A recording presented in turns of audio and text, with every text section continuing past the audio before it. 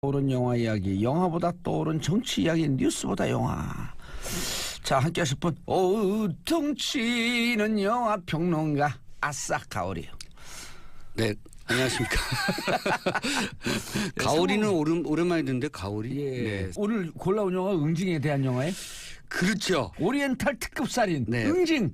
원래 제목은 오리엔트 특급 열차 살인 사건 뭐 이렇겠죠. 근데 이제 이번 영화 제목은 오리엔트 특급 살인입니다. 예. 그래서 오랜만에 영화가 다시 이제 리메이크된 셈이고요. 그래요? 그렇죠. 이게 그래서 어쩐지 어디서 본 것 같은 느낌이.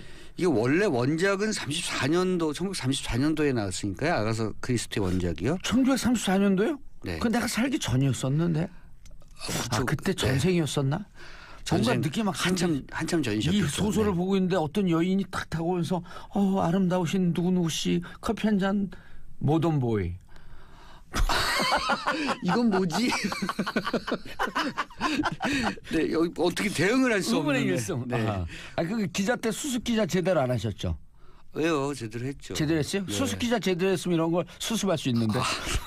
이건 또 뭐지? 이거 2패. 오늘 계속 당하고 있어요 지금. 의문의 2패. 예. 네. 오리엔트 특급 살인. 예. 11월 29일 날 개봉했네요. 네, 했습니다. 오호. 네. 그래서 이게 20세기 폭스에서 만들어졌고요. 재밌겠네요, 그럼. 케네스 브레나가 오랜만에 연출을 맡았고요. 원래 이제 케네스 브레나는 연극 배우 출신의 연기자로서 헨리 5세 등등 셰익스피어 연기의 대표격 배우로 이제 손꼽히고 있었죠. 예. 연출도 종종 하는데요. 초호화 캐스팅을 아주 유명했습니다. 이번에 케네스 브레나가 직접 탐정 포아로 역을 맡았고요. 또 정말 오랜만에 보는 여배우고 정말 환생한 듯한 여배우인데요. 미셸 파이퍼, 조니 뎁, 뭐 주디 덴치, 페넬로페 크루즈, 윌렘 데포 그러니까 이 캐스팅만으로도 사실은 그러니까요. 이 작품 원작에 대한 어떤 뭐랄까요 그 존경심 배우들의 이런 것들이 보여지는 그런 작품이기도 하고요. 캐스팅 인물 배우로만 보면 블랙버스터네요. 블랙버스터가 아니라 블록버스터. 실제로도 블록버스터고요. 그래요? 네. 폭스가 입수의 폭스가 굉장히 그 뭐랄까 제작비를 투여해서 이 이스탄불에서 런던으로 향하는 일단 특급 열차잖아요. 그러니까 특급 열차 그대로 재현을 했죠. 그리고 로케이션도 상당 부분 사실적으로 재현을 했기 때문에 돈이 많이 터키 이스탄불. 네, 터키 이스탄불에서 런던으로 가는 급행 열차입니다. 여기에는 이제 돈을 많이 내고 타야만 되는 초호화 여객 열차고요. 그러니까 이 안에서 벌어지는 살인 사건입니다. 용의자는 13명. 네. 그래서 13명을 주요 배우로 캐스팅한 거죠. 이게 오리엔트 특급 열차 살인 사건, 지금 그 영화 제목인 오리엔트 특급 살인, 이거는 사실은 모르시는 분이 거의 없을 거예요. 이 얘기는 모든 범죄 추리 소설의 뭐랄까요? 하나 스탠다드. 네, 이거를 거의 변주한 거죠. 이것을 기반으로 해서 이거 아시잖아요. 예. 이 내용 아시잖아요. 예, 알아요. 네, 이거 모르시는 분들 혹시나 있어서 이걸 보면 되죠, 뭐 모르시는 네. 분들. 어쨌든 오리엔트 특급 열차 살인 사건. 긴급 질문. 네. 오리엔트 특급 열차 실제 존재하는 열차예요? 그 당시에는 존재했을 겁니다. 그 당시에 30년대. 네, 1930년대 지금은 없어졌어요? 지금은 아마 이 열차가 운행을 거의 안 하는 걸로 저는 안 하는 걸로 알고 있고요. 오리엔트 왜냐하면 보통 열차 됐나? 왜냐하면 지상으로 가는 것들은 대부분 맞아 없어졌죠. 그때 왜냐하면 이제 비행기가 없었을 때니까. 네. 그리고 이제는 운송 수단을 여객선 배 아니면 그 비행기로 하니까요. 지상으로 하는 열차는 거의 사라졌죠. 실제로 미국의 암트랙 같은 횡단 열차 같은 경우가 없어지고 있지 않습니까? 그래서 돈이 많이 들고 그리고 그 연료 자체가 이제 화석 연료니까 이런 열차가 사라진 거죠. 어쨌든 이 당시에는 동부에서 서구로 아시아권에서 유럽권으로 연결하는 굉장히 중요한 열차선이었고요. 그러네. 또 그 터키는 동서양의 문화가 만나는 그렇죠. 곳 아니에요? 거기가 교역의 중심지였고 교통의 중심지였으니까 여기서 대부분 갈아타는 거죠. 근데 어쨌든 이 안에서 살인 사건이 일어났고 과거 범죄자였을 법한 한 그 부호 남자가 살해되고요. 거기에 우연히 이 당시 가장 유명한 탐정이라고 불리는 포아르 탐정이 탄 거죠. 본래는 이제 휴가 겸 뭐 이렇게 이제 사건을 안 맡으려고 했는데 예. 열차에서 살인 사건이 벌어지면서 급작스럽게 안 맡을 수가 사건 없죠. 예. 의뢰를 맡게 되고 수사를 하게 되면서 뜻밖의 범인을 찾아내게 된다는 이야기입니다. 네. 뜻밖의 범인은 이제 다 아시니까 요게요. 이것도 생각하시면 됩니다. 이제 이 작품이 나온 이후에 이런 류의 추리물이나 또는 범죄 사건의 구성이 예. 많이 벤치마킹 됐는데요. 벤치마킹이라는 표현이 좀 이상합니다만 박찬욱 감독의 친절한 금자씨도 그렇죠. 나중에 네. 거기 범인으로 나왔던 최민식 씨가 응징되는 과정을 보시면 생각해 보시면 기억해 보시면 아가사 크리스티의 이 원작과 이 영화에서 일부 차용했다 이렇게 생각하시면 좋을 것 같습니다. 친절한 금자씨도 보면은 마지막에 보면 마지막에 최민식한테 아동 그렇죠. 피해자들이죠. 네. 그 부모들이 와갖고 네. 한 명씩 이렇게 위해를 가해서 죽여가 나가는. 그렇죠. 한 명씩 응징을 하죠. 한 명씩 응징하죠. 근데 무서워서 다들 또 못 들어가요? 그래서 친절한 금자씨가 응징의 뭐랄까요 어떤 사람들은 좀 칼을 찔러도 못 찌르고 예. 그래서 상처가 좀 덜 나고 어떤 사람들은 뭐 잔혹하게 하고 그러니까 이 똑같죠. 여기도 13명의 용의자 예. 그리고 13명의 용의자 중에서 범인을 찾아내는 그런 이야기입니다. 한정된 공간, 밀폐된 공간에서 벌어지는 사건이었고 이 퍼즐을 풀어서 맞추는 어떤 그런 지적 게임이 굉장히 돋보였던 그런 작품이었죠. 예. 네. 그리고 어찌 보면 열차라고 하는 것이 그 열차로 상징됐지만 그게 어찌 보면 우리가 살고 있는 이 세상의 모습일 네. 수도 있는 네. 거예요. 봉준호 감독의 설국열차도 예. 마찬가지 아니겠습니까? 그렇죠. 그 설국열차, 그러니까 열차라고 하는 건 지금 말씀하신 것처럼 세상을 압축해서 보여주는 그리고 열차 칸에서 벌어지는 그런 관계들조차도 우리 인간 사회 인간 관계의 여러 가지를 축약해서 보여주는 그런 이야기가 되는 거죠. 얼마 전에 개봉했던 마더도 네. 성경의 그렇죠. 네. 인물들 다 뭐 아벨, 네. 카인 뭐 이런 네. 등등이 나오면서 그러니까 하나의 우리가 살아가는 사회를 상징적으로 압축해서 보여주는 네. 그런 영화들이 많은 것 같아요. 또 한편으로 보면 새로운 것들이 없는 것 같아요. 워낙 예전의 고전들이 성경도 고전으로 해석할 수가 있고요. 저를 만나면 새로운 게 있을 텐데.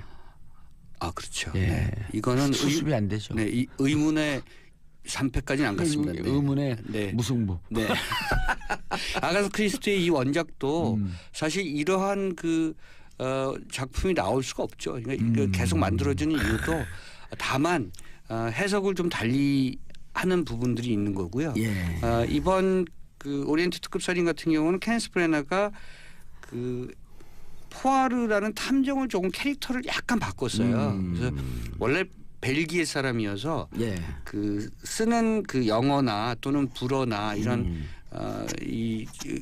뭐랄까 좀 엉뚱하게 발음 자체가 좀 뭐랄까 이국인 티가 많이 나는 사람이고요. 예. 그리고 좀 뚱뚱하고 그리고 특히 유명한 것은 코스염이죠. 예. 네. 그런데 이제 케네스 브래너는 코스염을 빼고는 조금 많이 캐릭터를 바꿨습니다. 예. 조금 더 뭐랄까 이렇게 지적이고 교양 있고 그리고 잘생기고 이런 쪽으로 바꾼 거죠.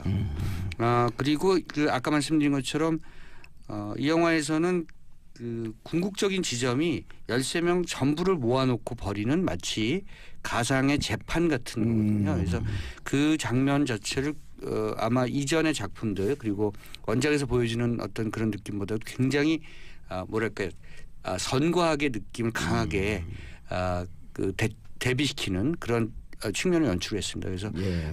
후반부 장면이 굉장히 압도적인 어떤 그런 느낌을 주는 영화고요.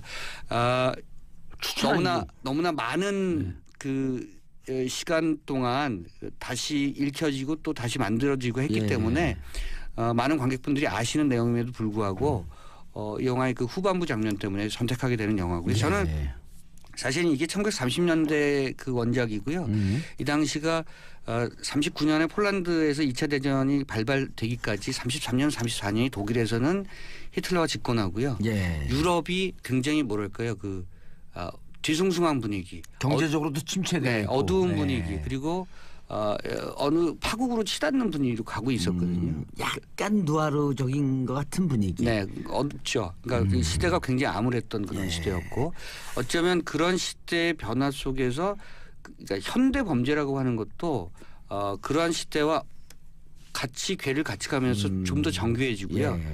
좀 더 엽기적이 되고. 지금도 다를 바 없다. 네, 그리고 그 엽기적이 되는 과정에서 그걸 풀어가는 그런 사람들도 역시 그만큼 기민해지고 그리고 명민해지는 거죠. 그래서 어쩌면 범죄의 어떤 그런 형태도 잘 들여다보면 그것이 그 사회 현대화 과정 이런 것들을 들여다볼 수 있는 그런 모멘텀이 되고요.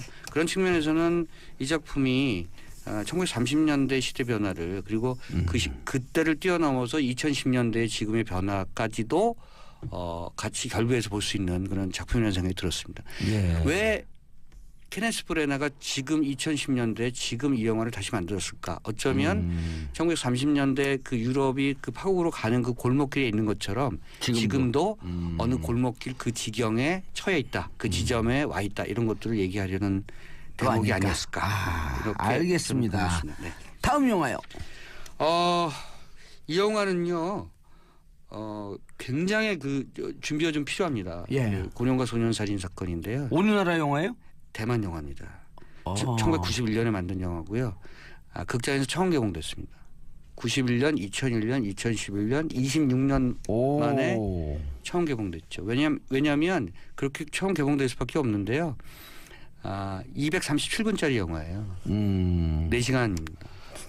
중간 237분. 237분. 와우. 240분 약간 못 미치죠. 3분 빠지는데요. 네. 그러니까 4시간짜리 영화고요. 2시간쯤 됐을 때 그 영화 치고 인터미션이 있습니다. 옛날 긴 영화는 그런 게 좀 있었는데. 그렇죠. 잠깐 끊고 이제 화장실 갔다 오고 다시 보는 거죠. 그래서 4시간짜리 영화를 걸 수 있는 극장이 없죠. 왜냐하면 극장은 회전율이 있어야지 수익성이 생기기 때문에 4시간짜리 영화는 하루에 2번밖에 못 걸거든요. 그래서 극장에서 상영되지 못하다가 이번에 한 아트하우스에서 예술영화관에서 그 큰맘 먹고 기획을 했고요. 그리고 고령과 소년 살인 사건에 대한 그 아트 영화 애호가들의 어떤 그런 뭐랄까 요청 같은 것들이 계속 있어왔던 거죠. 그래서 그런 요청을 받아들여서 이번에 상영을 했고 굉장히 잘 되고 있습니다. 물론 그 상영 횟수가 적고 상영 그 관이 굉장히 적긴 하지만 굉장히 많은 사람들이 몰리고 있고요. 그만큼 이 영화에 대한 그 기대 이런 것들이 높다는 거죠. 고령과 소년 살인 사건은 1960년 대만이 배경입니다. 그러니까 쉽게 말씀드리면 1960년 대만에서 처음으로 청소년에 의한 살인 사건이 벌어졌는데요. 그 살인 사건을 실제 살인 사건을 모티브로 하고 있는 그런 작품입니다. 1960년 대만은 역시 아까 그 오리엔트 특급 살인 얘기 드린 것처럼 1960년 대만도 암울하고 어둡고 뭔가 긴박하게 변화하던 그런 시기였던 거죠. 그러니까 1949년에 중국 공산화 이후에 대만으로 장기적 정부가 다 넘어왔잖아요. 그러니까 원래 대만에 사람들이 살고 있었는데 대만 원주민이요. 그렇죠. 근데 중국에서 대거 사람들이 밀려오면서 엄청난 원주민 학살을 했죠. 그렇죠. 네. 너무나 잘 그런 정치적 학살 사건이 있었고 마치 우리의 1980년 광주와 같았죠.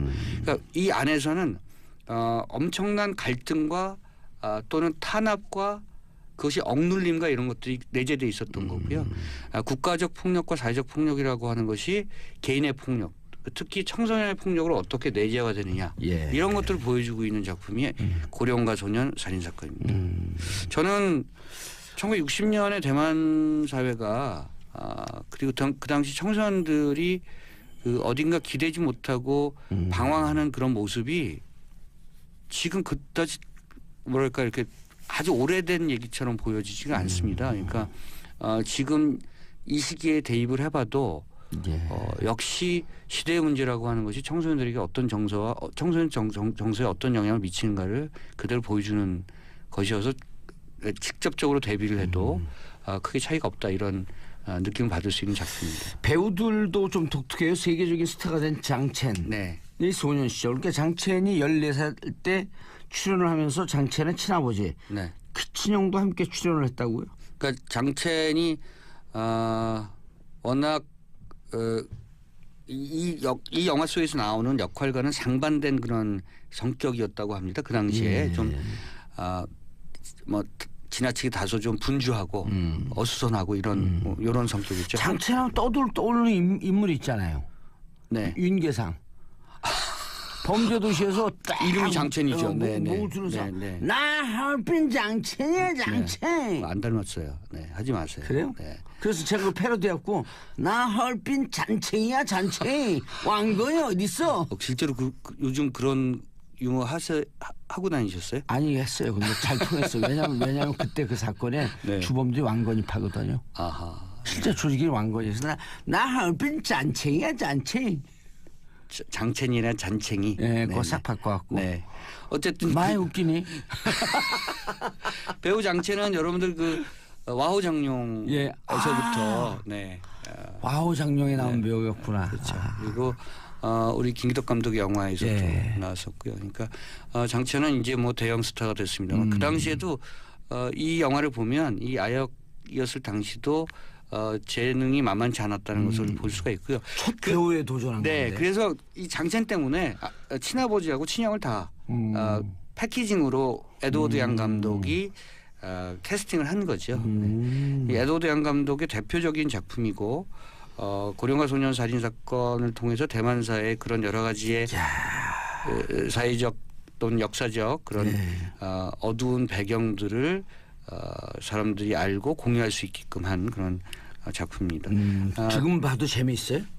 4시간 저로서는 4시간이 어떻게 가는지 모를 정도로 물론 그 1990년대에 그 한국에서 국내에서 극장에서 개봉되지 않을 때 저희가 이런 말씀 드리면 좀 그렇습니다만 해적판 비디오로 복원했습니다. 그래서 극장에서 보지 못했던 터라 물론 그 이후에 부산국제영화제 등등을 통해서 특별전 에드워드 양 특별전 이런 기획전이 있어서 극장에서 보신 분도 더러 있긴 합니다만 극장에서 보면은 예전에 해적판 비디오로 볼 때는 굉장히 다른 느낌이고요.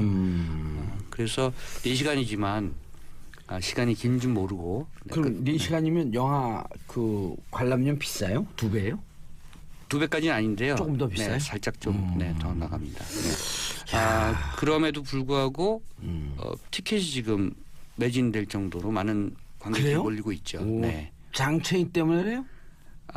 장첸이 때문이래요?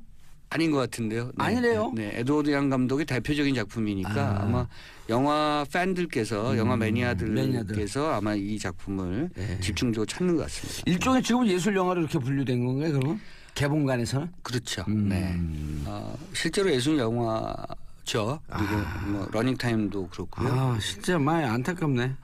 이 영화 추구하는 여러 가지의 작품 세계나 보여지는 내용 자체, 주제의식 자체가 이제 예술 영화로 분류되는 그런 작품입니다. 예.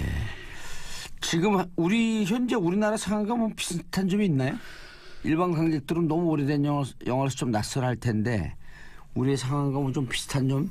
우리 사회도 여전히 불안증을 앓고 있고요. 네, 안고 있고 불안하죠 사실은. 그러니까 어느 그 진영에 의해서 또 어느 진영이 뭐 어떠한 식으로 재단되고 또 힘의 논리가 작동할지 모르는 그런 불안한 어떤 사회의 어떤 그런 느낌들을 받고 있기 때문에 1960년에 대만 사람들이 겪었던 이야기들이 남의 일 같지가 않고요.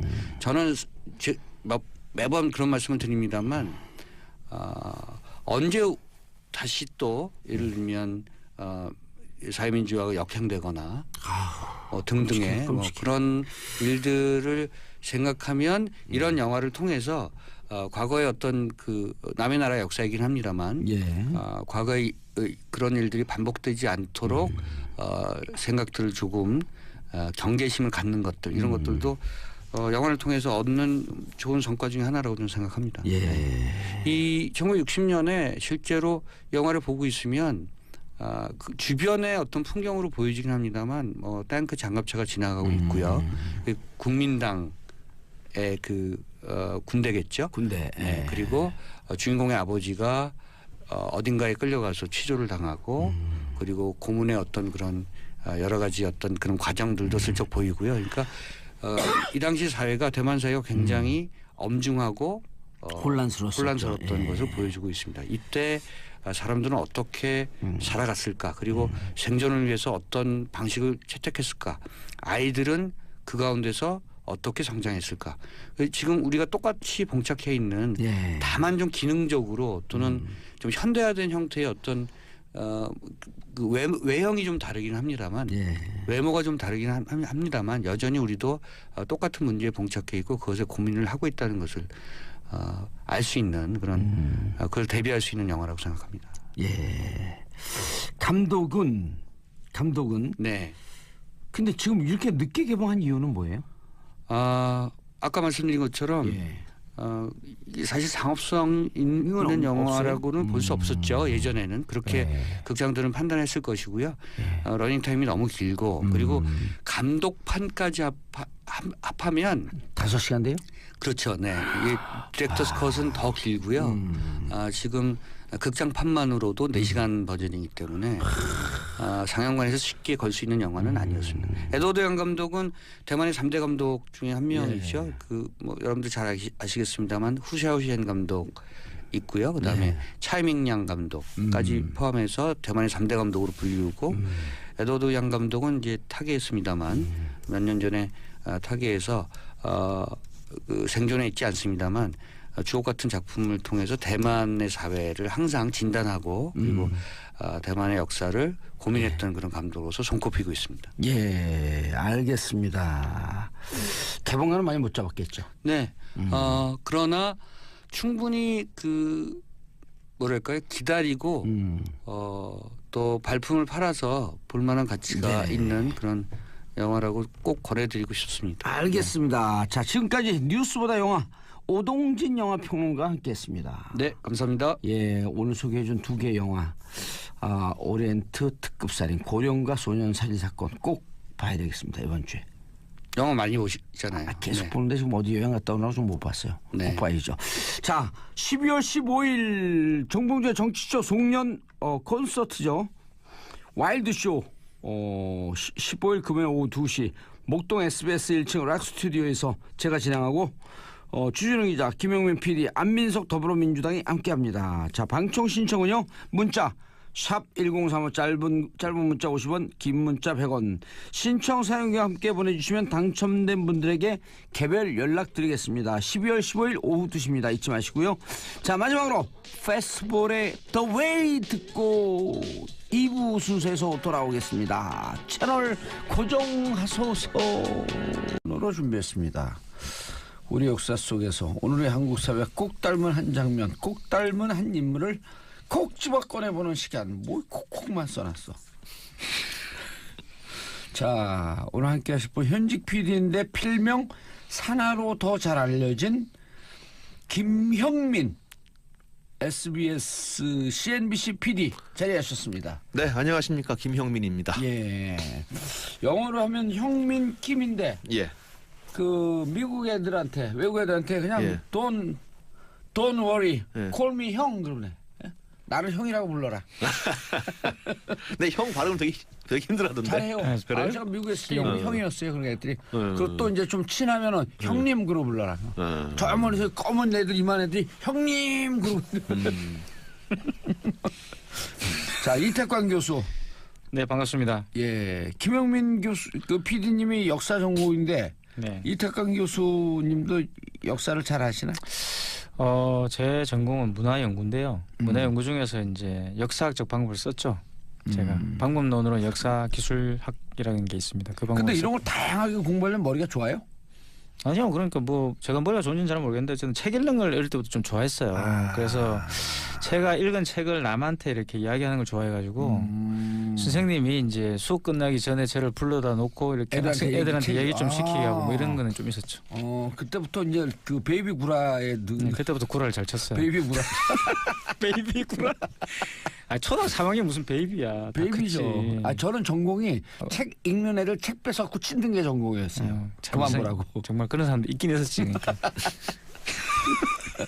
근데 산하. 예. 아 산하. 우리 대학 때는 산하라고 하는 네 필름이 많았죠. 네 필름이 많았었는데. 제가 또 아시는 분 중에 이산화 시인도 있습니다. 네, 저도 알고 있습니다. 그분. 네. 산하를 쓰는 사람도 좌빨 아니 주로? 그렇죠. 우리 김영민 PD님도 예. 좌빨이에요? 아니 뭐 두보이 시도 나온 사람인데 왜 저 좌빨이에요? 아니 좌빨이요. 이렇게 왼쪽으로 빨대 빠는 사람 좌빨이라고 해요. 그때는 이제 그 애국이라는 키워드가 있었잖아요. 진짜 조국이 뭐냐 뭐 이런 어떤 그렇죠. 키워드가 있었고 아, 왜냐하면 지금 군사 애국- 독재 시절이니까 애국 뭐 이렇게 태극기 들고 그러니까 저 옛날에 우리 80년대 그렇죠, 하던 그렇죠. 건데. 그때는 워낙 또 이제 군사 정권들이 애국을 강조하니까 근데 애국을 강조하신 분들이 사실 이제 한 일들은 굉장히 비애국적인 일들이 많았잖아요. 네. 그래서 이제 산하라든가 이런 필명을 많이 썼던 것 같아요. 자 김영민 PD님 오늘 꺼내볼 역사 속 한 장면은? 예. 오늘은 뭐 그 병자호란 대기를 좀 하고 싶어서요. 한번 해봤으면 합니다. 아 남한산성의 배경이 됐던. 예, 남한산성 영화는 다 대부분 많이 보셨겠지만 이 산성 바깥의 이야기도 좀 많거든요. 그리고 산성 안뿐만 아니라 예, 밖에. 바깥에 오. 전쟁이 왜 일어났고 그러니까 전쟁을 어떻게 대처했고 예. 뭐 등등 얘기를 해보고 싶은 건데 예. 그러니까 첫째로 병자호란이 우리가 피할 수 있었나 그러니까 이를테면 우리가 멍청하게 전쟁을 걸어서 우리가 맞은 전쟁인가라고 할 때는 좀 이론이 있는 게 청나라도 전쟁을 할 계획이 있었습니다. 그러니까 명나라가 경제 봉쇄를 하면서 예. 뭔가 힘들었고 조선을 쳐가지고 물자나 인력을 보충해야 됐었어요. 청나라. 예, 이를테면 청나라에서 우리나라 사람들을 50만 끌고 가거든요, 포로로. 예. 그건 뭘 말하는가 하면은 그만큼의 인구가 필요했던 겁니다. 노동력이. 노동력. 그러니까 전쟁을 할 의사가 없었다고 말 못하고 단지 이제 우리가 대비를 어떻게 했는가가 문제가 될 것 같아요. 그러니까 가끔 아니 보면은 근데 이제 그 역사를 지금 다 알고 있는 사람들한테만 지금 계속 얘기하시는 것 같은데 예를 들어 저 같은 사람도 우리가 가서 먼저 시비를 걸었는지 예. 싸움을 걸었는지 이런 것도 전혀 모르거든요. 예, 그러니까 그 처음에 만주족이 힘을 얻은 다음에 형제의를 맺죠. 전쟁을 하고 우리가 일단 만주족이 청나라가 된 거죠. 청나라 되죠. 후금이를 세우고 금은 원래 그 전에 왕조였는데 금이 후금을 세웠어요. 예. 만주족이. 만주족이. 근데 그때는 이제 그 조선 같은 경우는 쟤들은 오랑캐 생각했는데 그래서 이제 우리는 명하고 논다 아하. 했는데 후금이 우리랑 놀자 하고 하다가 이제 그 계기니까 후금이 한번 쳐들어와요. 그게 정묘호란이고 정묘호란. 예, 그 뒤에 형제의를 맺습니다. 근데 청나라가 그러니까 후금이 더 힘이 세지면서 명나라보다. 예, 그러니까 보다도 거의 비슷하게 후금이 저 몽골까지 대충 아울러요. 그러면서 몽골의 왕자가 징기스칸의 옥새를 바칩니다. 그러니까 그 그렇게까지 정도로 셌어요? 예. 그러니까 오. 그러면서 이제 자기는 이제 제국을 세우겠다고 한 거죠. 그렇게 근데 보면 후금도 사실은 몽골족 아닌가요? 다릅니다. 그 부족은 달라요. 그러니까 말이 달랐습니다. 그러니까 누르하치가 그런 말을 해요. 몽골에 편지 보내기를 명나라하고 조선은 말이 다르지만 이 머리 모양이 같고 네. 옷이 비슷하다. 아, 명나라하고 그래서 조선은? 한 가족 같다.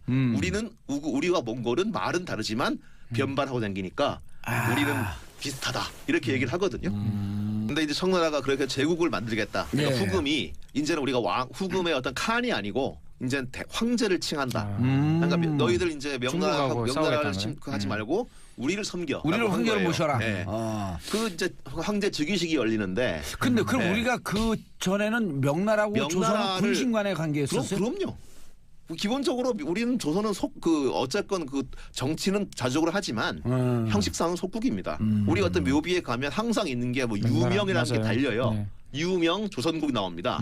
그거는 명나라 밑에 명나라가 있고 뭐 그런 뜻이에요. 조선국의 조선은 이쪽에 크게 보면 중화의 어떤 그런 권한에 있다는 이야기였던 그렇죠. 거죠. 그러니까 그런데 그거를 끊고 예. 또 그 이른바 그게 국제 질서인데 명나라 연호를 사용하고 하는 게 질서인데 그걸 하지 말고 이제 우리를 섬기라고 얘기한 거예요. 초연호를 써라. 그리고 이제 황제다. 근데 그 즉위식 때 그 조선 사신이 가 있었어요. 근데 즉위식이 열리니까 이 사신들은 무릎 꿇기를 거부합니다. 당신 우리 황제 아니야. 우리 황제는 형제야, 형제. 우리 명황제야. 우리 황제는. 그래가지고 거기서 둘이 맞아요. 하지만 무릎 꿇지 않습니다. 근데 그 당시에 청태족의 기분은 어땠을까요? 이것들 바라 했겠죠. 근데 어쩌가 그 등등에 그 쌓이고 있기도 했고 저 제국인데 이제 신속하지 않는다. 플러스 또 전쟁 명나라가 이제 경제 교류를 끊으니까 이 만주의 지역은 되게 좀 뭐랄까 농토 적고 그런 지역이잖아요. 그러니까 물자가 부족하고 인력 부족하고 그러니까 조선 같은 경우 전쟁을 걸 수 있는 상대였죠. 여러 가지로.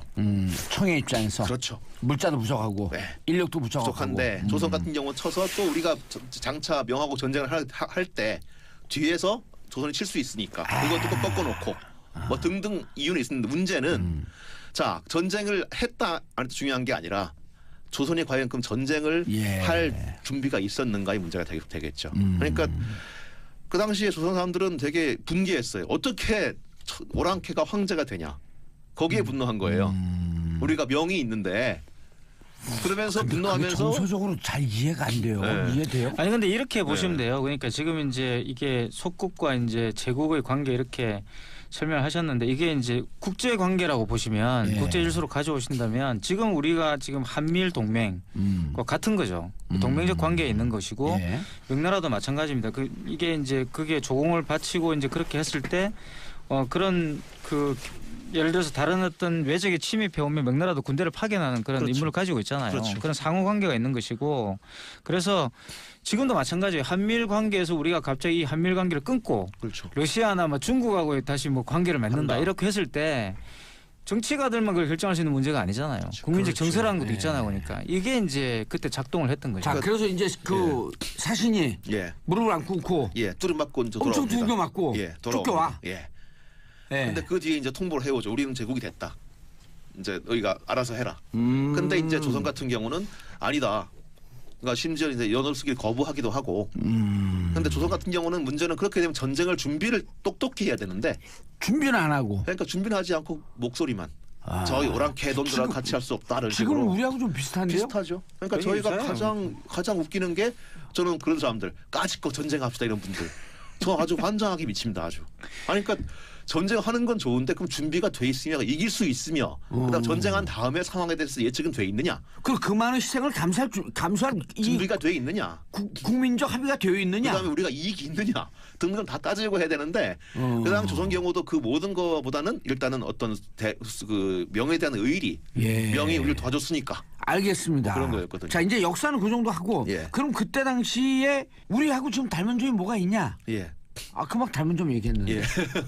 그러니까 가장 문제는 조선이 전쟁을 한다고 하면서 전쟁할 준비가 없었던 겁니다. 그나마 하더라도 수도 방해만 했고요. 국경 지역 거의 그냥 방비가 없었어요. 그러니까 청나라 군대가 한 6일 만에 압록강을 건너서 6일 만에 지금의 불광도 지역에 나타납니다. 이거는 거의 싸움을 안 한 거예요. 그냥 달려온 거죠. 근데 그 당시 조선 전략은 산성에 들어간다였습니다. 근데 산성 공격하면 싸운다 했는데 그 다음에 청 전략은 일단 서울로 간다였고요. 그리고 서울 지역의 어떤 그 경비병력들이 힘은 못 썼고요. 결국은 강화도에 못 가고 강화도에 가려고 했는데 못 가고 도망간 게 산성이었고요. 거기서 이제 벌써 전략이 어긋나버린 거죠. 도망갈 거 왜 싸워요? 우리의 전략은 기본적으로 방어전입니다. 그러니까 왔을 때 이 평원에서 회전하는 게 아니라 어디 성에 틀어박혀서 이 농성전하는 거였거든요. 강화도 마찬가지고 산성도 마찬가지고. 근데 그런 전략이 있었는데 청은 그 허를 찌른 거죠. 너희 성에 있어. 우린 갈게. 그러니까 서울로 왔고 왕은 원래 전략적인 목적지였던 강화도에 못 가고 남한산성 간 겁니다. 일종의 제2의 대안이었는데 그만큼 준비가 없었던 거죠. 그래서 식량도 없었고 그래서 농성도 실패하고 만 거고요. 기본적으로 방어전이구나. 가서 농성하다가 뭘 어떻게 하는 거예요? 그러니까 그 우리가 농성하면 지쳤고 갈 동안 기다리는 그게 거예요? 그거였죠. 그러니까 아니, 원래 이제, 계획은 그 당시에는 이제 이동이나 이런 것들이 불편하기 때문에 불량비가 동이 나면 돌아가야 되는 거예요. 그렇죠. 근데 우리 조선의 아니 청도 네. 속전속결 정책이었고요. 청나라도 더 끌면 안 됩니다. 왜 명이 있었으니까. 명이 뒤에서 네, 때리면 또 때리면 안 되니까. 빨리 이게 전략이었고 조선 경우는 농성을 하고 있으면 명이 칠 것이다. 명도 치고 각 도에서 이제 군대가 올라올 것이니 그들을 조직해서 싸운다 했는데 맞아요. 그 남한산성에서도 그 얘기를 하더라고. 근데 그 군대가 다 박살나거든요. 그 군대를 통제해야 하는 도원수 총사령관이 자기의 그 갈 길을 잃습니다. 그래서 그 한 군대 2만 명 거느리고 양평 근처에서 움직이질 않아요. 어떻게 해야 할지 요즘 말로 하면 격렬히 아무것도 안 합니다. 요즘 말로 하면. 목숨 걸고 아무것도 안 하네. 네. 그래서 결국은 몇 군대가 좀 올라왔지만 뭐 경상도 군대 올라왔지만 다 박살나죠. 그러니까 이걸 조직해 싸워야 되는데 일단 뭐로 가도 산성만 가자 올라왔다가 청군한테 매복되어 있는 청군한테 깨지고. 다 박살나는 거죠. 그러니까 기본적인 어떤 이 군대 편제나 운용이 안 된 겁니다. 그런데 전쟁이 나면 결국 피해는 백성들이 다 입는 거 아니에요? 그렇죠. 그때 끌려간 사람은 50만 명이란 거죠. 예. 그다음 조선 인구가 뭐 많으면 700만, 적으면 500만 그러는데 거의 인구의 10%가 끌려간 거죠. 대부분 이제 강제 노역에 동원되는 그 활이라는 영화에도 나오잖아요. 그렇죠. 이제 그런데 지금의 닮은 인물이 있어요 그때 당시에? 닮은 인물이라면 할까 그 중에 이제 예를 들자면 그 당시만 해도 성 밖에 얘기를 하시겠다. 예, 제 말씀 그겁니다. 자, 그 당시에 강화도를 책임진 사람은 예. 김경징이라는 사람입니다. 그 영의정 김유의 아들이에요. 그 즉 1등 공신 인조는 원래 반정에서 왕이 됐지 않습니까? 공신이 있었죠. 그 1등 공신 김유의 아들이었고 이 사람도 2등 공신이에요. 예. 김경징도. 그리고 강화도를 책임진 해군 사령관이 있습니다. 해군 사령관 장신도 공신입니다. 근데 이 두 사람 도망가요. 강화도가 그 이제 청군 함대가 오니까 예. 도망가 버립니다. 그리고 아까 얘기한 도원수 김자점 그 사람도 공신이에요. 근데 그 다음에 그 서울 지역을 맡았던 심기원 또 공신이었는데 사실 이 전쟁의 패전 책임자 아니겠습니까? 강화도를 함락시켜 잃고 그 다음에 도원수 같은 경우는 그 군대 거느리고 아무것도 안 했고. 양평 가서. 예, 심기원도 그래. 근데 문제는 이 그 전쟁 뒤에 이 사람들 벌을 받아야 되겠죠. 근데 잠깐 귀양가 다시 돌아옵니다. 다 김자점, 심기원 다 영의정을 지내게 돼요. 무슨 말인가 하면 예. 철저하게 이른바 공신우대, 이른바 금수저였던 거죠. 금수저. 이거 적폐네요, 적폐. 적폐였죠. 그러니까 그 적폐가 당시에 다시 돌아와가지고 정권을 잡았네. 그렇죠. 강화도 해군 같은 경우는 원래 청나라가 수군이 없었습니다. 그렇죠. 예, 내륙이니까. 예. 근데 명나라의 요동 지역 수군이 붙어요. 항복을 해요. 그래서 그 군대가 옵니다. 그럼 명 때문에 결국 우리가 그러니까 피해를 본 거네. 그 당시에 명예 투항했던 그러면서 이제 오니까 강화도가 박살나는 건데 그 당시에 가장 열심히 싸운 게 충청수사 강진흔이라는 사람, 강진흔이라는 사람이었어요. 근데 그 사람은 왕조실록에 흔히 나오는 누구의 아들이며 누구의 후손 그런 기록이 전혀 없습니다. 흑수죠. 흑수저죠. 근데 이 사람이 처음에 선봉에 싸우다가 매척을 침몰시키고 싸우는데 우리 본대가 도망가 버려요. 그렇죠. 수군 본대가. 그러니까 강진흔은 내가 너 죽이겠다 호통을 치지만 싸울 수가 없죠. 그러니까 몸을 피했는데 근데 문제는 가장 큰 죄를 쓴 게 강진흔이었습니다. 도망간 놈은 겨우 그냥 그 인조는 처벌하기 싫어했어요. 아니 뭐 조류가 그렇게 흐르지 않았댄다. 꼭 죽여야 되겠니? 근데 사람들이 막 난리 나니까 죽이는데 자살을 명합니다. 네가 죽어라. 되게 배려한 거죠. 근데 강진흔은 참수가 돼요. 볼 것도 없죠. 그러니까 왜? 나 공신인데 얘는 흑수저니까. 흑수저거든. 그때 인조가 한 말이 되게 무서운 말이 있어요. 강진흔은 싸우지도 못했고 도망가지도 못했다. 이게 무슨 얘기예요 이게?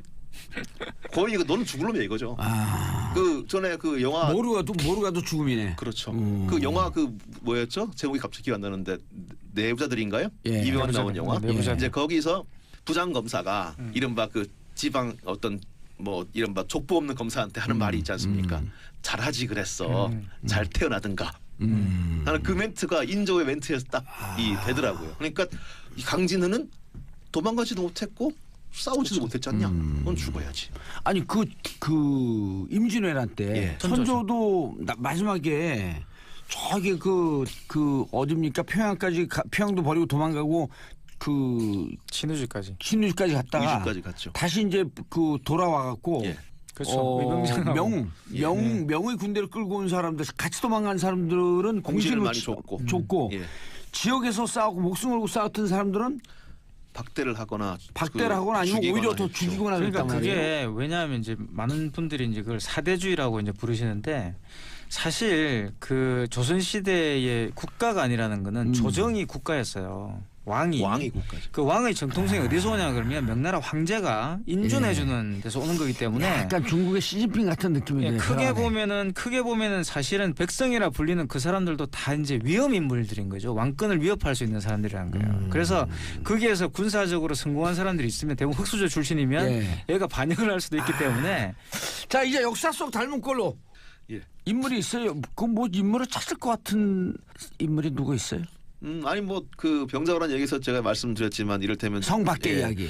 그 지금 말씀드린 김자점, 심기원, 예. 김경징, 그다음에 강진흔 예. 그 대비되지 않습니까? 그러니까 흑수저와. 예. 아. 그러니까 적어도 어떤 일을 하더라도 용서받고 출세하는 조직 그룹이 있는 거고요. 예. 그러니까 조금 잘못하면 그냥 가는 그룹이 있는 거고요. 그런데 제 말은 평화 교회 수습 생각이 나지 이러는데 교회 세습. 교회에서 교회에서 그렇죠. 예. 그러니까 그 사실 교회도 그래요. 그러니까 사실 그 교회 대부분 목사님들은 가난하지 않습니까? 고생하시는데 일부 소수는 그렇게 무슨 짓 해도 용서받는 거죠. 자 이슈가 되는 인물 최순실. 예, 최순실 어제 또 뭐 아주 법정에서 아주 소동을 피웠던데 어제가 아니라 그제. 그제인가요?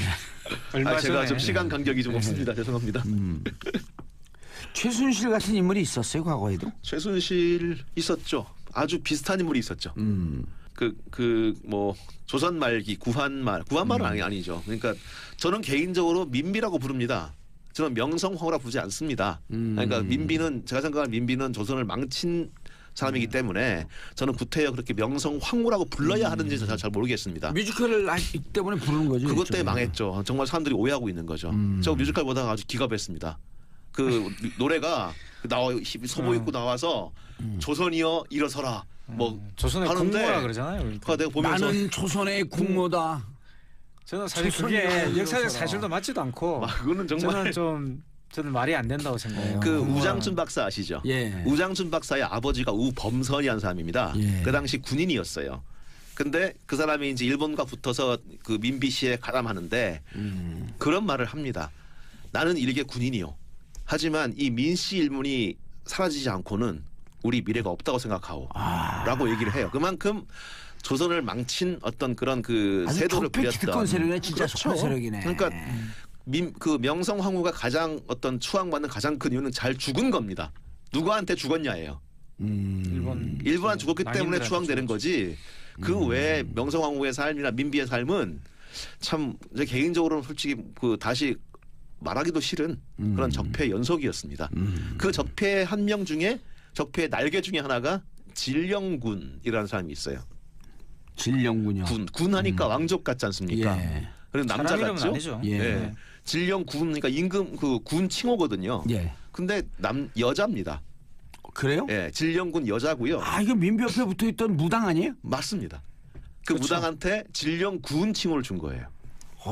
상당히 이제 그 최순실 씨하고 비슷하죠. 비슷한죠. 그러니까 원 플러스 원이네 여기도. 예. 그게 왜 그러냐면 처음에 임오군란 때 네. 임오군란 때 이제 그 이 구식 군인들이 경복궁을 뛰어들면서 왕비를 죽여라 하고 뛰어듭니다. 근데 그게 왕비와 민비였었어요. 민비였죠. 예. 근데 거기서 이제 뭐 무예 별감 홍제희가 민비를 얻고 피신을 시키는데 그 충주에 피난을 가요. 예. 근데 깝깝하니까 대원군은 죽었다고 장례를 치러버립니다. 민비가 왕비가 죽었다. 죽었다고. 아. 네. 그러니까 깝깝한데 이제 그때 무당을 만나요. 근데 무당이 그렇게 얘기합니다. 전하께서는 언제 그 모월 모일에 돌아가십니다. 근데 그게 맞은 거예요. 어떻게? 그래가지고 그게 맞으니까 민비가 홀딱 반해버린 거죠. 정말 영험하구나. 그때부터 그러니까 딴 사람 말 안 듣고 말 듣는 거예요. 근데 그런 사람이 있으면 뭐가 끓을까요? 당연히 이 조정 고관들도 그 앞에 가서 무릎을 꿇는 거예요. 똥파리 들고. 예, 어머니라 모시겠습니다. 뭐 이러면서. 그러니까 진령군은 그 군 칭호를 받고 심지어는 뭐 그 세자의 건강을 기원한다고 뭐 이건 뭐 정사는 아닙니다만 예. 금강산 1만 2천 봉마다 막대한 제불을 올려두고 제를 지냈다고 저는 이럴 때 해요. 궁금한 게 있어. 예. 그럼 그때 문고리 3인방은 누구였었어요? 뭐 이름은 좀 예. 있었겠죠. 그 당시에 그 진령군한테 가서 절하면서 그렇죠. 예. 어머니를 모시겠습니다 한 사람들이겠죠. 그러니까 그 사람들이 이제 하면서 진령군은 더 권세를 부렸고 그 막대한 재물도 모으고 예. 조정을 호령을 합니다. 이 교수님. 예. 근데 진짜 이게 그 진령군이 예. 어찌 보면 완전한 비선실세 아니에요. 그렇죠. 그러니까 너무 이게 심하니까 네. 이를테면 아까 얘기했지만 금강산 봉우리마다 쌀 한 섬과 돈 1,000냥 그다음 무명을 얹어놓고 시성을 드렸대요. 1만 2천 봉이에요? 네. 그러니까 그것도 그만큼 되게 비슷해요. 무지하게 많이 드는 거죠. 최순실 씨가 그렇게 했죠. 했죠. 다니면서 이제 좋은 땅 보러 다니고. 그러니까 진령권이 기본을 좀 했는데. 그 무당 네. 무당 찾아고 좀 사실 점치고. 한국의 이렇게 파워 엘리트들은 대체로 다 그런 샤머니즘과 관련이 좀 있어요. 그러니까 그래갖고 최순실 나왔을 때 그 외국 언론 샤머니즘 네, 스캔들이라고 그렇죠. 했잖아요. 그렇죠. 그러니까 진령권이 그 당시에 이제 이를테면 속삭이면은 멀쩡한 갑자기 뭐 정승이 날아가기도 하고 그 다음에 뭐 저런 인간이 갑자기 출세하기도 하고 예, 뭐, 하는 상황이 발생을 했어요. 예, 문광부 직원들 그렇죠. 속가내라 참 나쁜 직원이. 블랙리스트도 뭐 그런 그래서 거죠. 블랙리스트. 네. 근데 거기서 또 누가 얘기를 합니다. 직언을 해요. 이를테면 그 당시에 안효재라는 사람이 있었는데 얘기를 합니다. 이건 안 됩니다. 예. 직언을 할 때 고종이 저기 섬으로 귀양 보내버립니다. 근데 어허. 그러면서 그렇게 말을 해요. 망령되고 고약한 말들은 비난과 헐뜯는 말이 아닌 게 없다. 겉으로는 비록 무슨 문제를 들어 말했지만 속으로는 협작을 하고 있다. 협작. 그러니까 협잡군. 그러니까 이 진령군은 무고한데 예. 네가 왜 이런 말을 해서 나를 괴롭히냐? 너 섬으로 귀양 가죠. 그러니까 알겠습니다. 그런 식으로 했던 거예요. 예, 이 교수님, 네. 이 조선 시대의 이 왕비를 홀리는 비선 실세가 있었다. 그럼 지금 우리나라 역사가 그때만큼 이렇게 확 후퇴된 거 아니에요? 그게 이제 권력의 속성인 거죠. 예. 권력이라는 것이 그렇게 한 사람에 집중되면은 거기에 이제 이런 진령군 또는 최순실 씨 같이 비합리적인 인물이 와가지고 속삭이게 되면 그 한 사람만을 잘 장악하면 모든 권력을 장악하게 되는 거 아니겠어요? 사실 러시아 같은 경우도 라스푸틴이라는 또 이 진령군에 버금갈 만한 그런 아주 신비로운 존재가 있죠. 예. 그래서 그는 결국 누구요? 권력이 라스푸틴. 라스푸틴. 괴성 그 라스푸틴. 검은 사제. 네. 러시아. 러시아의 그 예. 이거.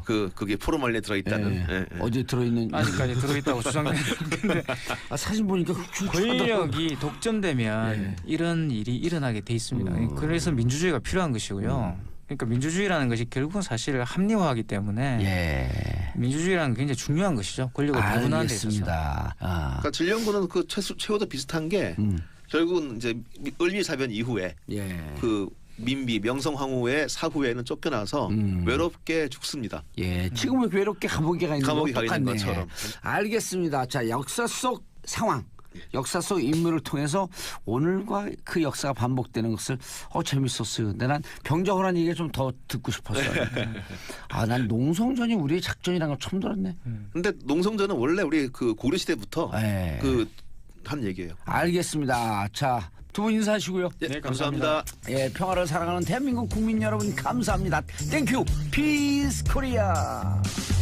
청소년에 의한 살인 사건이 벌어졌는데요. 그 살인 사건을 실제 살인 사건을 모티브로 하고 있는 그런 작품입니다. 예. 1960년 대만은 역시 아까 그 오리엔트 특급 살인 얘기 드린 것처럼 1960년 대만도 암울하고 어둡고 뭔가 긴박하게 변화하던 그런 시기였던 거죠. 예. 그러니까 1949년에 중국 공산화 이후에 대만으로 장기적 정부가 다 넘어왔잖아요. 넘어오죠. 예. 그러니까 원래 대만에 사람들이 살고 있었는데 그 대만 원주민요. 그렇죠. 근데 중국에서 대거 사람들이 밀려오면서 엄청난 원주민 학살을 했죠. 그렇죠. 네. 너무나 잘 아시 예. 그런 정치적 학살 사건이 있었고 마치 우리의 1980년 광주와 같았죠.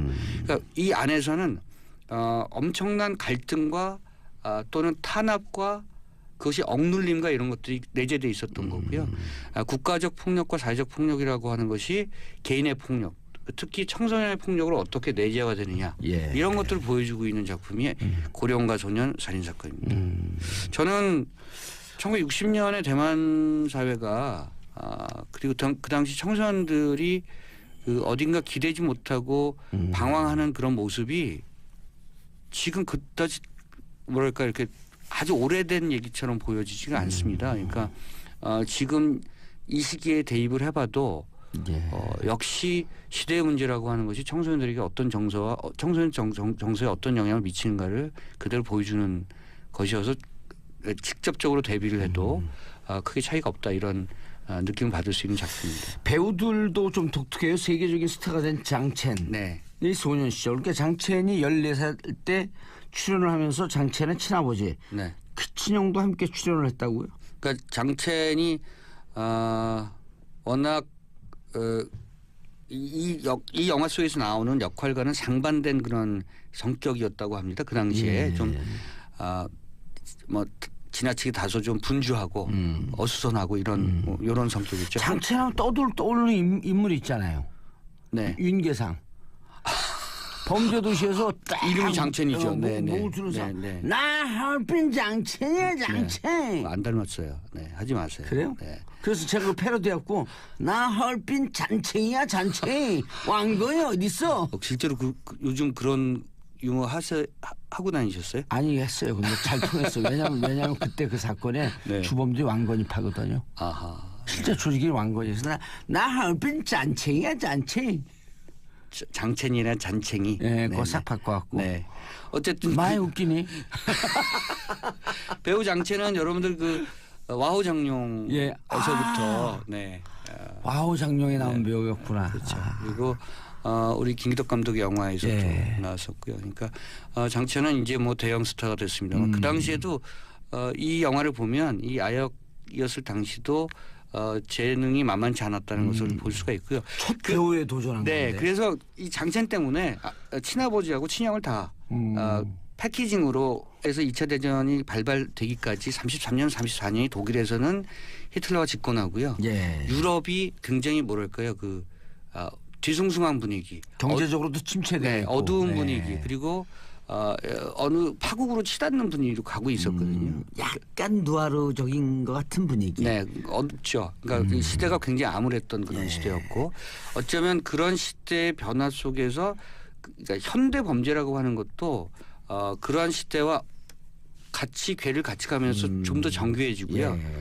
좀 더 엽기적이 되고. 지금도 다를 바 없다. 네, 그리고 그 엽기적이 되는 과정에서 그걸 풀어가는 그런 사람들도 역시 그만큼 기민해지고 그리고 명민해지는 거죠. 그래서 어쩌면 범죄의 어떤 그런 형태도 잘 들여다보면 그것이 그 사회 현대화 과정 이런 것들을 들여다볼 수 있는 그런 모멘텀이 되고요.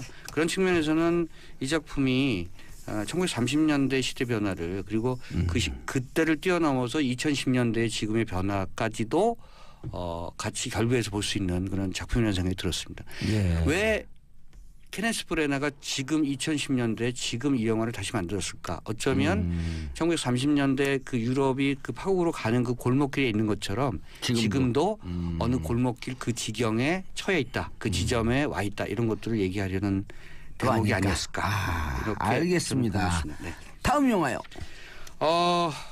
이 영화는요. 굉장히 그 준비가 좀 필요합니다. 예. 그 고령과 소년 살인 사건인데요. 어느 나라 영화예요? 대만 영화입니다. 1991년에 만든 영화고요. 극장에서 처음 개봉됐습니다. 91년, 2001년, 2011년, 26년 만에 처음 개봉됐죠. 왜냐하면 그렇게 처음 개봉될 수밖에 없는데요. 237분짜리 영화예요. 4시간입니다. 중간 237분. 237분. 와우. 240분 약간 못 미치죠. 예, 3분 빠지는데요. 네. 그러니까 4시간짜리 영화고요. 2시간쯤 됐을 때 그 영화 치고 예. 인터미션이 있습니다. 옛날 긴 영화는 그런 게 좀 있었는데. 그렇죠. 잠깐 끊고 이제 화장실 갔다 오고 다시 보는 거죠. 그래서 4시간짜리 영화를 걸 수 있는 극장이 없죠. 왜냐하면 극장은 회전율이 있어야지 수익성이 생기기 때문에 4시간짜리 영화는 하루에 2번밖에 못 걸거든요. 그래서 극장에서 상영되지 못하다가 이번에 한 아트하우스에서 예술영화관에서 그 큰맘 먹고 기획을 했고요. 그리고 고령과 소년 살인 사건에 대한 그 아트 영화 애호가들의 어떤 그런 뭐랄까 요청 같은 것들이 계속 있어왔던 거죠. 그래서 그런 요청을 받아들여서 이번에 상영을 했고 굉장히 잘 되고 있습니다. 물론 그 상영 횟수가 적고 상영 그 관이 굉장히 적긴 하지만 굉장히 많은 사람들이 몰리고 있고요. 그만큼 이 영화에 대한 그 기대 이런 것들이 높다는 거죠. 고령과 소년 살인 사건은 1960년 대만이 배경입니다. 그러니까 그 쉽게 말씀드리면 1960년 대만에서 처음으로 떠오른 영화 이야기, 영화보다 떠오른 정치 이야기, 뉴스보다 영화. 자, 함께 하실 분. 정치는 영화 평론가 아싸 가오리요. 네, 안녕하십니까. 가오리는 오랜만에 듣는데 가오리. 예. 네. 오늘 골라온 영화 응징에 대한 영화에 그렇죠. 오리엔탈 특급 살인 네. 응징. 원래 제목은 오리엔트 특급 열차 살인 사건 뭐 이렇겠죠. 근데 이제 이번 영화 제목은 오리엔트 특급 살인입니다. 예. 그래서 오랜만에 영화가 다시 이제 리메이크 된 셈이고요. 그래요? 그렇죠. 이게 그래서 어쩐지 어디서 본 것 같은 느낌이. 이게 원래 원작은 1934년도에 나왔으니까요. 아가서 크리스티의 원작이요. 1934년도요? 네. 그 내가 살기 전이었었는데. 그렇죠. 그때 네. 전생이었었나? 뭔가 전생, 느낌 막 한참 전이셨죠. 이 소설을 보고 있는데 어떤 여인이 딱 타고 오면서 아름다우신 누구누구 씨 커피 한 잔 모던 보이. 이건 뭐지? 네, 여기 어떻게 대응을 할 수 없는. 의문의 일성. 네. 그 기자 때 수습 기자 제대로 안 하셨죠? 왜요? 제대로 했죠. 제대로 했어요? 네. 수습 기자 제대로 했으면 이런 걸 수습할 수 있는데. 이건 또 뭐지? 이거 2패. 오늘 계속 당하고 있어요 지금. 의문의 2패. 예. 네. 오리엔트 특급 살인. 이제 11월 29일 날 개봉했네요. 네, 했습니다. 오호. 네. 그래서 이게 20세기 폭스에서 만들어졌고요. 재밌겠네요, 그럼. 케네스 브레나가 오랜만에 연출을 맡았고요. 원래 이제 케네스 브레나는 연극 배우 출신의 연기자로서 헨리 5세 등등 셰익스피어 연기의 대표격 배우로 이제 손꼽히고 있었죠. 예. 이제 연출도 종종 하는데요. 초호화 캐스팅을 아주 유명했습니다. 이번에 케네스 브레나가 직접 탐정 포아로 역을 맡았고요. 또 정말 오랜만에 보는 여배우고 정말 환생한 듯한 여배우인데요. 미셸 파이퍼, 조니 뎁, 뭐 주디 덴치, 페넬로페 크루즈, 윌리엄 데포 그러니까 이 캐스팅만으로도 사실은 그러니까요. 이 작품 원작에 대한 어떤 뭐랄까요 그 존경심 배우들의 이런 것들이 보여지는 그런 작품이기도 하고요. 캐스팅 인물 배우로만 보면 블랙버스터네요. 블랙버스터가 아니라 블록버스터. 실제로도 블록버스터고요. 그래요? 네. 폭스가 입수의 폭스가 굉장히 그 뭐랄까 제작비를 투여해서 이 이스탄불에서 런던으로 향하는 일단 특급 열차잖아요. 그러니까 특급 열차 그대로 재현을 했죠. 그리고 로케이션도 상당 부분 사실적으로 재현을 했기 때문에 돈이 많이 터키 이스탄불. 네, 터키 이스탄불에서 런던으로 가는 급행 열차입니다. 여기에는 이제 돈을 많이 내고 타야만 되는 초호화 여객 열차고요. 그러니까 이 안에서 벌어지는 살인 사건입니다. 용의자는 13명. 네. 그래서 13명을 주요 배우로 캐스팅한 거죠. 이게 오리엔트 특급 열차 살인 사건. 지금 그 영화 제목인 오리엔트 특급 살인. 이거는 사실은 모르시는 분이 거의 없을 거예요. 이 얘기는 모든 그 잔혹하게 하고 그러니까 이 똑같죠. 여기도 13명의 용의자 그리고 13명의 용의자 중에서 범인을 찾아내는 그런 이야기입니다. 그 한정된 공간, 밀폐된 공간에서 벌어지는 사건이었고 이 퍼즐을 풀어서 맞추는 어떤 그런 지적 게임이 굉장히 돋보였던 그런 작품이었죠. 네. 그리고 어찌 보면 열차라고 하는 것이 그 열차로 상징됐지만 그게 어찌 보면 우리가 살고 있는 이 세상의 모습일 수도 있는 거예요. 봉준호 감독의 설국열차도 마찬가지 아니겠습니까? 그렇죠. 그 설국열차, 그러니까 열차라고 하는 공간 지금 말씀하신 것처럼 세상을 압축해서 보여주는 그리고 열차 칸에서 벌어지는 그런 관계들조차도 우리 인간 사회 인간 관계의 여러 가지를 추약해서 보여주는 그런 이야기가 되는 거죠. 얼마 전에 개봉했던 마더도 성경의 그 그렇죠. 인물들 다 뭐 아벨, 카인 뭐 이런 등등이 나오면서 그러니까 하나의 우리가 살아가는 사회를 상징적으로 압축해서 보여주는 그런 영화들이 많은 것 같아요.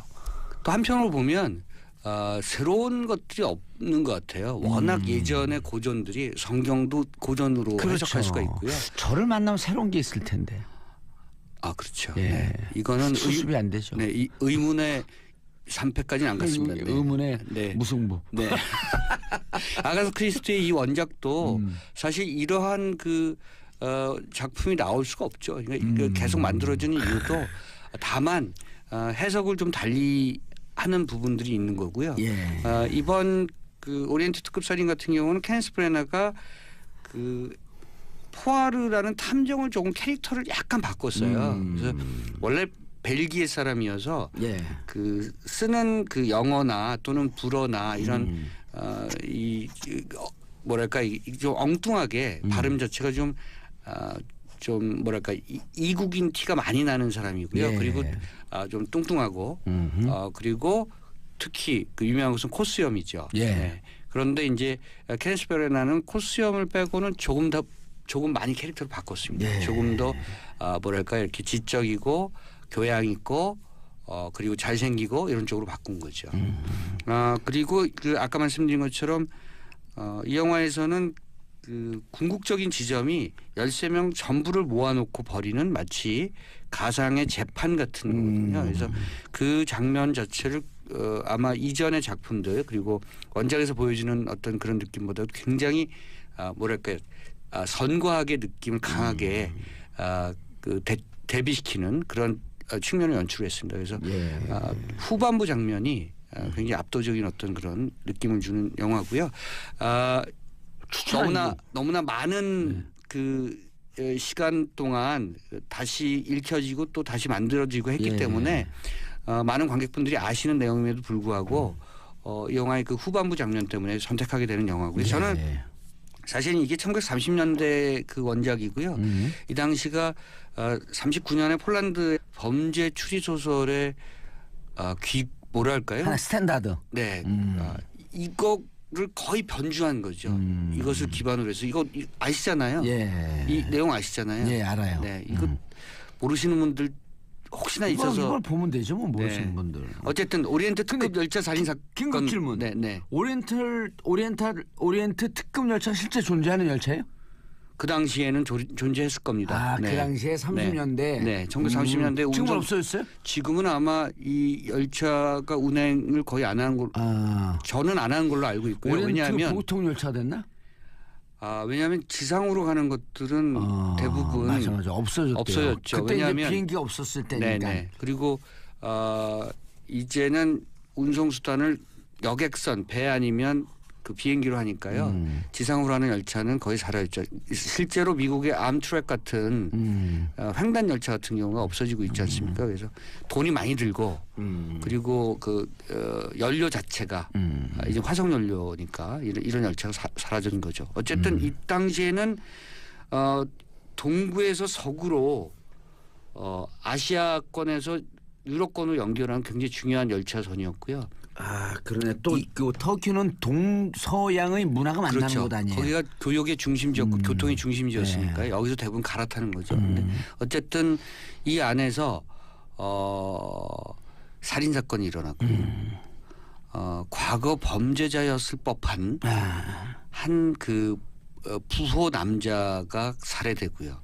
거기에 우연히 이 당시 가장 유명한 탐정이라고 불리는 포아르 탐정이 탄 거죠. 본래는 이제 휴가 겸 뭐 이렇게 이제 사건을 안 맡으려고 했는데 열차에서 살인 사건이 벌어지면서 급작스럽게 안 맡을 수 사건 없죠. 예. 의뢰를 맡게 되고 수사를 하게 되면서 뜻밖의 범인을 찾아내게 된다는 이야기입니다. 뜻밖의 범인은 이제 다 아시니까 요게요.